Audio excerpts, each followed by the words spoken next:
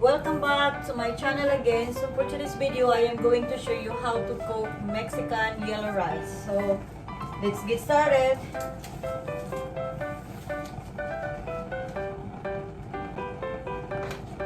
So step 1. So let's add the half cup of oil.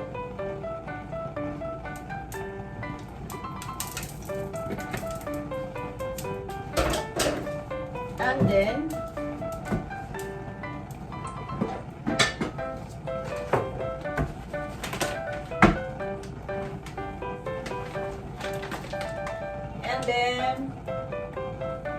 next step, let's fry the rice, 3 cups of rice.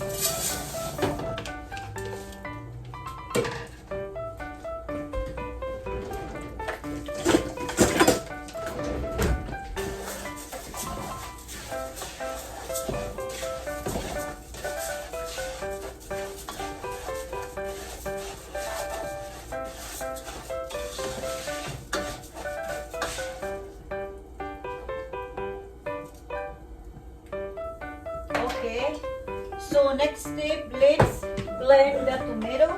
So we have the 3 large tomato.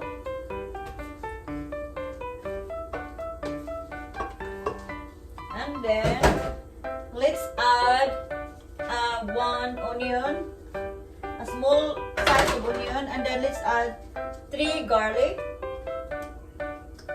And then for the 3 cups of rice, let's add 4 cups of water. Okay?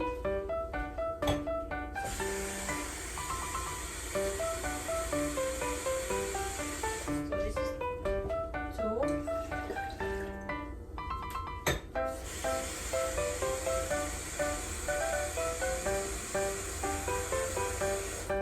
So 4 cups of water.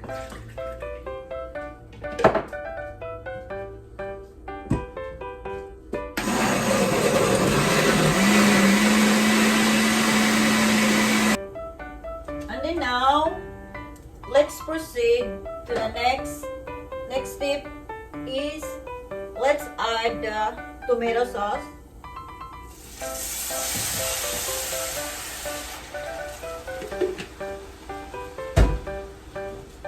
And then let's add 1 pack of ashuti.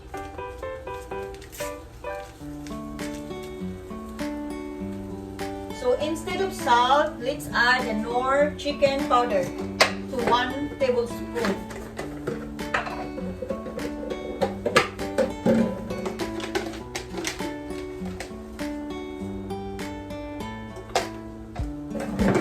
And then let's add the shredded chicken.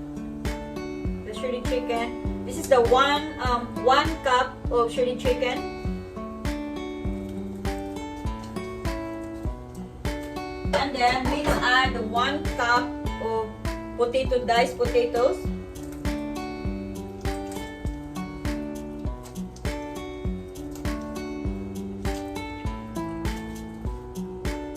And then let's add a half cup of diced carrots.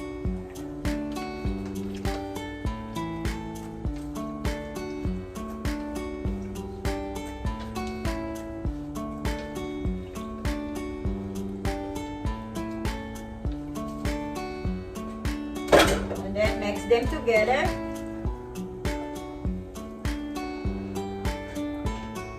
And then, so we have to cook this rice for about 25 to 30 minutes in the low or medium heat.